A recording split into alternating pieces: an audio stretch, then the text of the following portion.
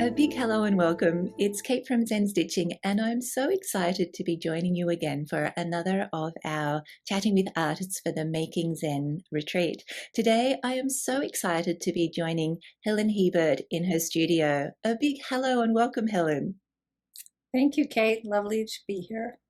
Oh, it's so exciting. I am so thrilled that you're part of the Making Zen online retreat, particularly because you do, oh my goodness, probably three things that are close to my heart. You do paper, you do weaving, and oh my goodness, what was the other one? Probably a combination of the two, that you combine those two things together. Helen, I'd love for you to share with us, because I've given our audience a little bit of a taster of what you do, but I'd love for you to share with us perhaps some of your journey as an artist to how you reached the artworks that you're creating today. Okay. Well, I got interested in paper in college. I studied art and I went to a liberal arts college, so it was very well-rounded and art was a small part of it, not a particular focus. But I had the opportunity to spend a year abroad in Germany during college and discovered paper there because I was at an art school in Mainz, Germany, and I took a class called paper, and we made paper. We constructed furniture with cardboard. We made pop-up books, and it really opened my eyes to paper as a medium and a material. And that is stuck with me to today. So it's not, I didn't focus on any one thing about paper. I really am interested in all the things. So, um, yeah. And so I'm interested in weaving paper. I make paper by hand, and I create artist books and installation using my paper. Mm, it sounds like that class was quite a pivotal point in your life, and I love when you have experiences like that where it just kind of opens your mind to all the possibilities to what something can be. And I could imagine that that class would have been an eye opener and just kind of like, wow, like furniture made from paper. It's when you Mhm. think of paper, a lot of us think of like, paper that we put through the printer or that we write on, not realizing that it also has quite what would you say, architectural or structural Mhm. qualities depending on how it's Mhm. put together? Yes, it has so many properties, and I teach quite a bit as well, and that's the one sort of interesting thing is that people always want to know what paper to use for what project, and that takes a lot of trial and error, I think. Mm. Like I have a lot of experience, so might know what paper to grab, but if you're just starting, it's tricky. And yes, that experience was definitely an eye opener. And it's not like I started my career right after that. Looking back, it was like, yes, that was super transformational. But at the time, I was just like, oh. But I knew paper was special. Yeah. Yeah, yeah. I can only imagine just how what an amazing experience that was, to be immersed in a different culture and a different environment, and then, even that in itself is just so Mhm. inspiring. And kind of like feeding all of the senses. So then to also be studying something as I would say, I feel like anyway, it's quite avant-garde perhaps, like it's a new Mhm. I want to say new technology, that's not quite the right word, but probably maybe a new module or a new kind of like lesson or thing of learning, for want of a better way of describing it. Yeah. You mean paper Yeah, or yeah. yeah. Yeah, I think several years later, I had made paper in that class. It was in a blender. It was, I don't know, that didn't draw me. But then a few years later, I was living in New York City, definitely inspired by living in Germany, right? Felt more European. I had grown up in Texas, small town.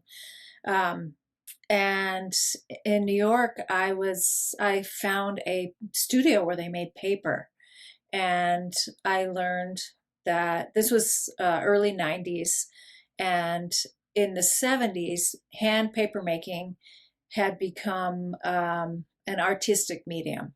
Mm, And so this studio I was working at was already 20 years old, but that's not very old, right? And paper, of course, has a long tradition from thousands of years ago, right? As a mm, substrate. mm, And in other cultures, it was used for lighting and other practical applications. But yeah, in this country, and now around the world, artists are using it as a medium. And these other crafts, origami, that has a long tradition, but mm, artists keep pushing that in new ways. And well, I'll just say paper weaving. I because my workshop is a paper weaving workshop, and I I remembered, I think, so I started working at that studio in New York, and I remembered weaving paper as a kid. I think we just wove construction colored paper together to make some kind of placemat for the table, little project. And I was working with paper and light, and I was wondering how maybe weaving would look really cool with illumination. And I wove two mm, sheets together, and it did not do what I expected, because the two layers are either in the front or the back when you're weaving over under. So they blended. But I noticed some interesting thing, like little holes that were illuminated and little slits. And then I thought, what if I cut between one of the layers? Anyways, I became innovative, and that was exciting. And yeah, I've just been pushing that medium ever since, paper weaving. mm. Oh, that's fun. I love hearing that you're combining with weaving paper with light and just how the materials respond. Whether it's translucent papers, you're going to get Mm-hmm. one quality, or whether they're quite opaque, you're going to get a different Mm-hmm. quality. And then just like you say, the little negative spaces between where the Mm-hmm. paper is woven, and you'll get a different quality again. Oh, how fascinating. Yeah, yeah. Yeah. And was it I'm just trying to think, so you were interested in weaving at that point in time, weaving paper and light, or was it something that you're interested in light and you're thinking about what happens if I weave paper? Yes, it was the second. I was Mm, interested. I was making lights. I was exploring just all the traditional structures, like the lamps we have in our homes. And there were people making, because I was at the studio where they made paper by hand, there were people making Japanese paper, so the Japanese lanterns that collapse. And then I learned how to do watermarks. I mean, all of this is just like, wow, I can't even believe what I'm telling you. Watermarking is a way where you make paper and it's thinner in certain areas and it becomes revealed. You've seen in stationery, like Strathmore cranes, the company name is a watermark. So I mm, learned how to make artistic watermarks. So yeah, weaving was a way to bring the light to come through the paper. And I had an interest in architecture. I thought I might be an architect for a while, and I've always had an interest in light. I don't know where that comes from mm, exactly, mm, but I did have the chance even before I found the studio in New York, to go to Japan, and I saw the Japanese folding screens and the light coming through those, and that was mm, very inspirational. And mm, actually, another moment, it was probably about 5 years after, or maybe only three, after the Germany experience. Um, that's when I was like, oh, paper. Oh, you can make paper? Whoa, yes, I want to do this.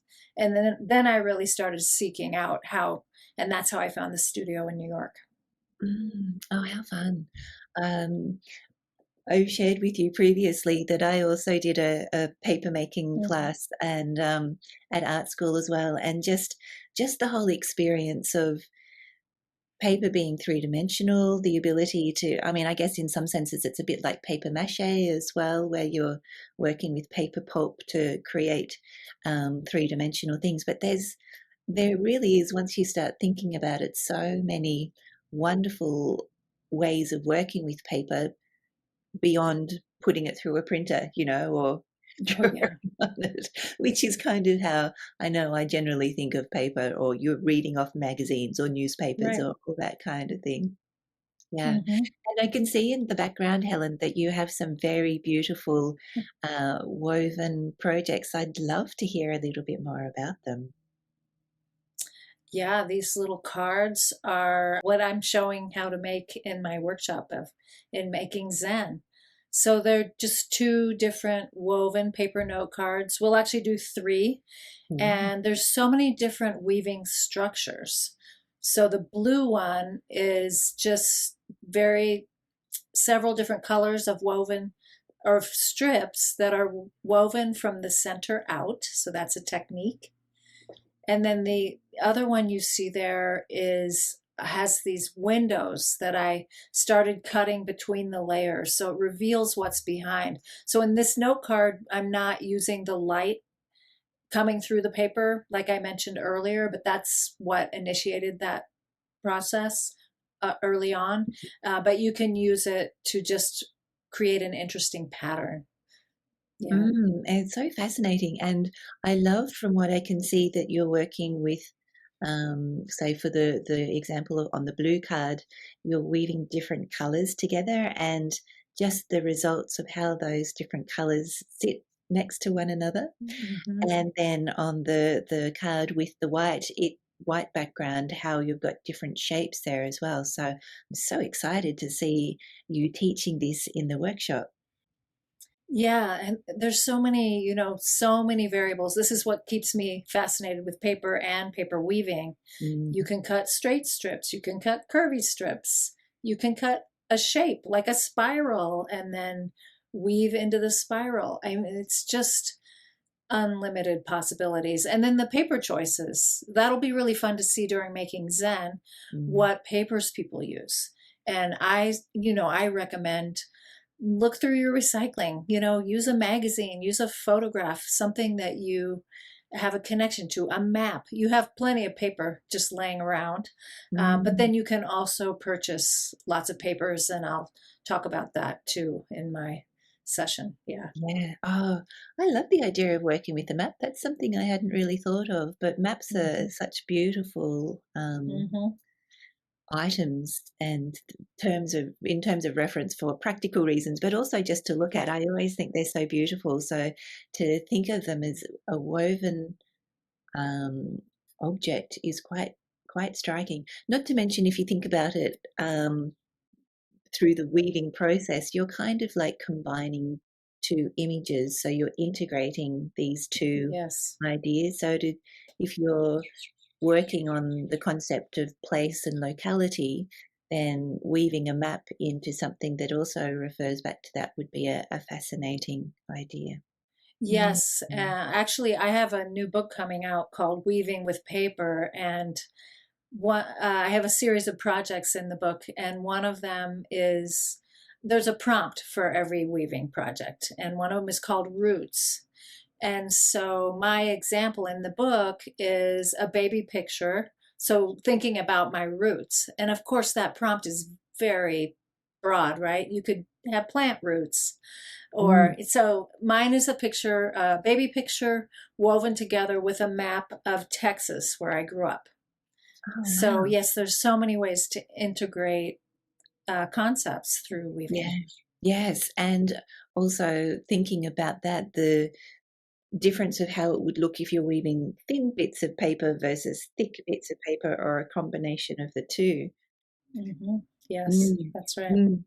Like you say, there's so many different ways of interpreting both the prompts, which I love the sound of, and also different techniques and colors and images and all that kind of stuff. Like you say, it's endless, the Hmm. possibilities, Hmm. which is so Yeah. much fun, because that's something that I think is what keeps you engaged in a project, isn't it? Is that whole uh, notion of what happens if, you start on one Yes. project, which will start giving you ideas for the Hmm. project, that kind of thing. Absolutely. That's exactly how it happens. You Yeah. said that very well. Yeah. And thank you, Helen. I'd love to know, with your creative practice, do you have, or could you perhaps share a typical day in your studio? Yeah, it's pretty varied. I'm actually in my home office right now, and then I have a studio that is about 20 miles away up in the mountains in Colorado. And because of the distance, I only go 3 days a week. So I'm at home 2 days working in my office doing business type things. I write a blog, I do a podcast, um, you know, other things, marketing, billing, etc.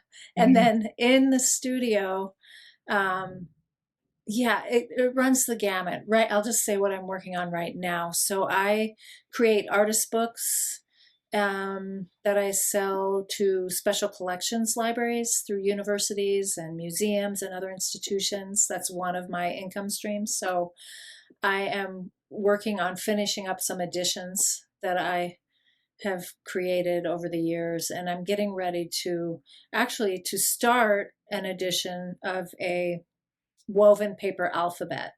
Mm. And so I've designed a font. I am making sheets of paper that with some pulp printing, so the letters will appear on the paper.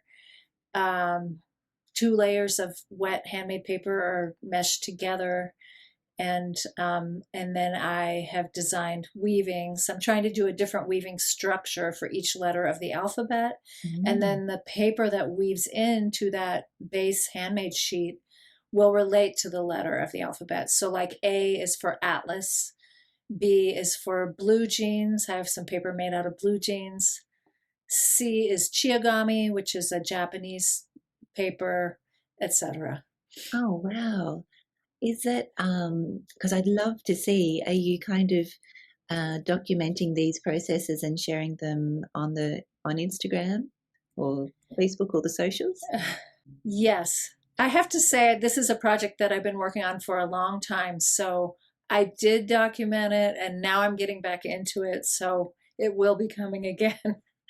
That kind of Fabulous. thing. I'm saying years. It takes me a couple of years to work through all of the parts. Yeah. I'm not surprised. It sounds like it's Yeah. quite involved, and Yeah. the processes of making the papers to be worked on, like you say, with the blue jean, Hmm. that in itself is quite a process, and just doing the the experiments, and then there's the time for the Hmm. thought process to Hmm. kind of work through the ideas, and if there's any kind of like problem solving that needs to be done, all that kind of stuff. Right. Yeah, yeah. Yeah. Oh my Yeah. goodness. Oh, that sounds like a fabulous project. Would you say, where are you at in the project now? Are you kind of like at the halfway point, or do you think you're getting close to putting it together, finishing it? I'm getting close to starting to put it together. So Mm, it also involves hiring a printer to print some text on the sheets and a box maker and binder. mm, So my goal is to have by the end of the year to have the first prototype, but that I will also have like the paper made and other parts so I can get the printing started. The actual weaving of 20 copies will take quite a while, but yes. I need to have the printing for all of them done. And then I will send probably in 2 batches to the box maker and binder. So Wow. maybe in a year I'll Yeah. have actual copies. Yeah. That's quite a process, and they sound absolutely delightful for people who are collectors. Is there the opportunity to purchase them as well, or are each of them assigned to different places already? No, they're not assigned. I do have collectors that I anticipate my purchase. I don't know, one quarter to one third of them, but then the Mm. rest will be available. Yes. And do you exhibit them, Helen? I do sometimes. I have an exhibit right now in Atlanta of something completely different. And then the artist books I have exhibited, or one will be in an exhibit, a group exhibit. So I'd say once or twice a year, I'm doing some kind of exhibiting, but Yeah, it's not my main thing. Yeah. yeah. No, that's fair enough. It all takes time, doesn't it? Hmm. Every part of that process. And Yeah. I'm curious, what have you got on exhibition at the moment if it's not the books? Right. Well, one of my early interests when I got into making paper by hand was working with this material called abaca. Maybe you worked with it in your paper making class. I don't know. No, no. Okay. It's a fiber that comes from the banana plant and like inside of the stalk of the plant. And the fiber is actually really strong. And I have paper making equipment, so I can beat it in my professional Hollander beater. And I can beat it so that it becomes translucent and it also Mm, starts shrinking as it dries. And mm, so I am doing experiments where I make sheets of paper and then I cut a slit and wrap the paper around a frame, and that slit expands as it dries. And then I'm doing some stitching into the wow. pieces. I have 6 of those pieces on view. Mm, I also have just some experiments. I called it specimens, where I'm laying string or wire in between 2 sheets. And then as they dry, they just do this interesting thing. And with the experience of doing things over and over, I can kind of have an idea of what might happen. The first ones were really exciting, but now I can, like, oh, if I do this, will it happen multiple times? And so I have some specimens. And then I wow. have one other piece which I'm really excited about.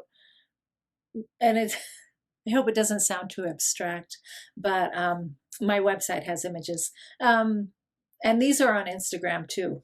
I nail wet sheets to a board and the nails are in from the edges. So then I turn the board upside down and the paper flips down. It's almost like it's not ceramic, but just another material. It's a wet sheet of paper, but it's Mm, maybe a little clay-like.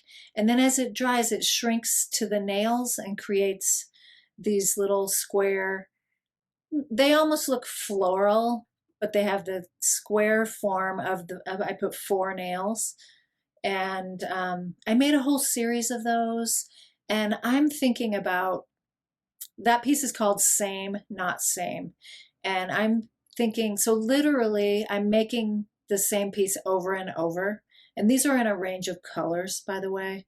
So they're different because of the colors, but I'm making the same thing over and over, and they are drying differently. And to mm, me, this is a metaphor for humanity.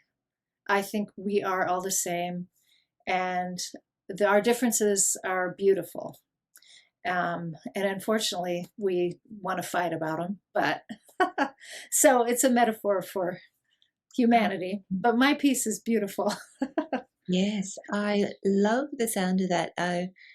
Um, the concept of, because I always like to think of um, when I'm creating, it's co-creation. You're working with the material. In a sense, you're Hmm. controlling it, but I always like to let the materials speak as well Yes. and let them Yes. do it. And it really sounds like you enjoy working in a similar way where you're setting up the constructs, but then through inverting it and letting it dry. And like you say, you can be using the same material and the same kind of process, but each drying process is Hmm. going to be slightly different.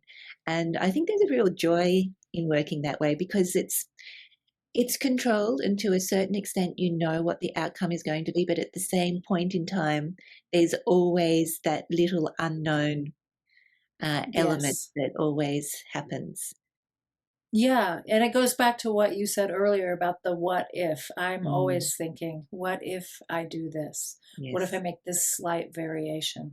It's, it's scientists do that too. yeah, It's not exactly. unfamiliar. Yeah. Art and Yeah. science are so Yeah. closely entwined. It's amazing. Mhm. And in fact, I found that quite often scientists make really interesting artists because they've got Mhm. that what if question Mhm. Right. hypothesis already, just applying it to different objects or mediums, I guess you would say. Right.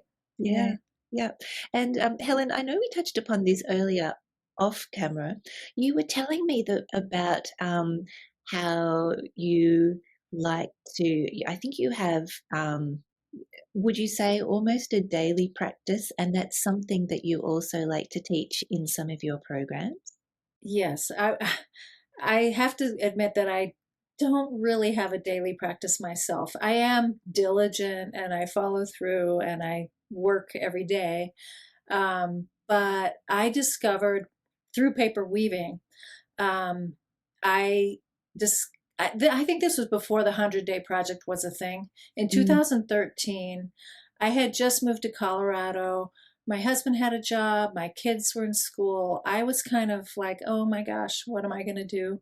I knew I was going to keep working, but I had to kind of shift a little bit when you move to a mm, new place. And mm, so I did my own 100-day project and I thought, okay, I could explore paper weaving. It was an interest already from many years back, and I thought I could weave two different papers every day. So that would be 200 papers that I got to weave. And I actually had just started blogging. So I blogged about this and I reached out. I have lots of connections in the world of paper. So I asked people to send me different papers, which made it more interesting than if I just chose papers.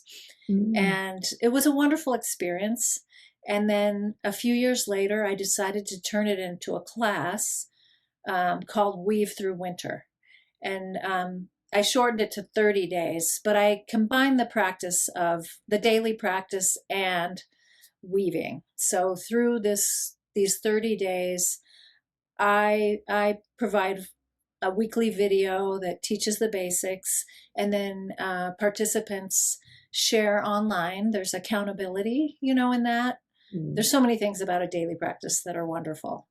Accountability to yourself to keep going, inspiration from other people. So, this daily practice in community was also wonderful.